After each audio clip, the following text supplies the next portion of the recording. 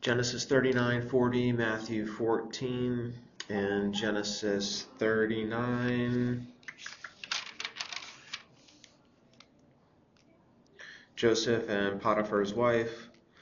So Joseph had been brought down to Egypt. So the Egyptians take him to the Pharaoh because he's going to be a slave or a worker there.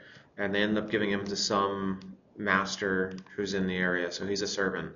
And everything around that happens with Joseph seems to go well, and it's noticed. So his servant's like, "Wow, I kind of got this good thing going for me. It's just I'm just lucking out. Everything this guy touches, things work out well with." So the servants or master's very happy to have Joseph around and kind of keeps him as his own. And just wants to keep everything low on the radar because he's just this luck charm that's around.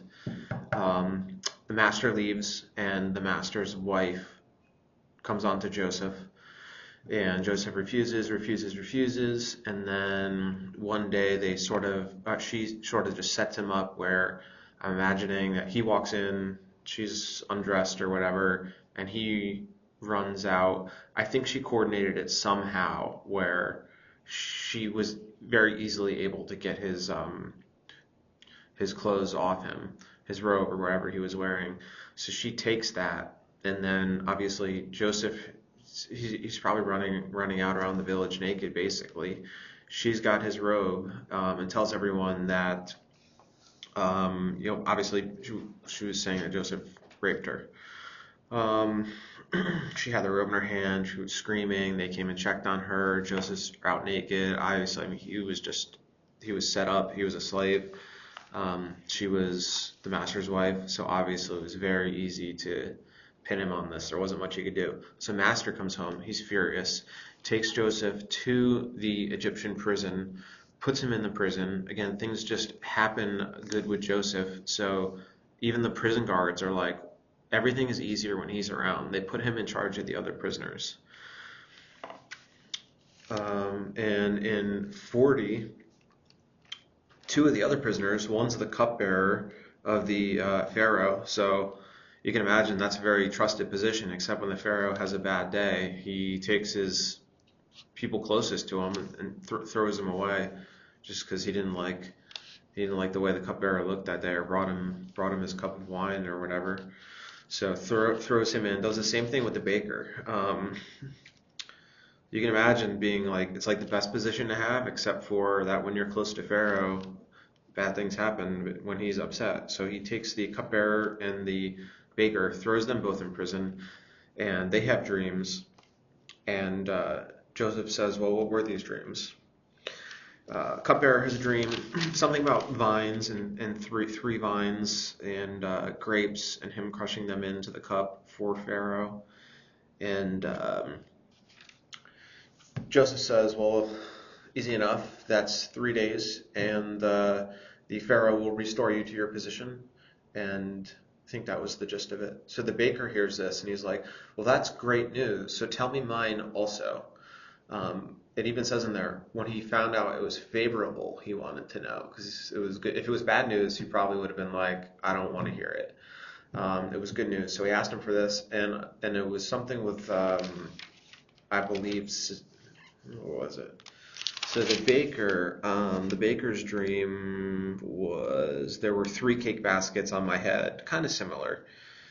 And Joseph answered, he said, "Unfortunately, in 3 days you'll also be released from prison by the Pharaoh, but he's going to hang you on a tree and birds will eat the flesh from you." And both those came true. Both those came true. Cupbearer was restored and the baker was hanged. And Matthew 14, where are we? It's the execution of John the Baptist. So John the Baptist has been captured. He's in jail. He was an influential person, so anything that was causing anything to change that wasn't on a path someone wanted, John the Baptist was thrown in jail. And Herodias's daughter, so that's Herod Antipas, This daughter comes into this feast that he's having, and she dances around. She does this little dance, and oh wow, it's so great. The Herod loves it and says that he'll grant her any wish that she wants. So the girl goes to her mom and is like, oh, hey, we've got this good opportunity here. What should we use it for? And the girl's mother says, bring me John the Baptist's head on a platter.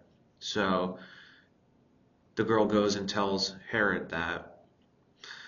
Herod is very sorry to hear that because he's torn. He doesn't want to break his promise that he would do whatever she asked for, but he also knew that this was extremely controversial.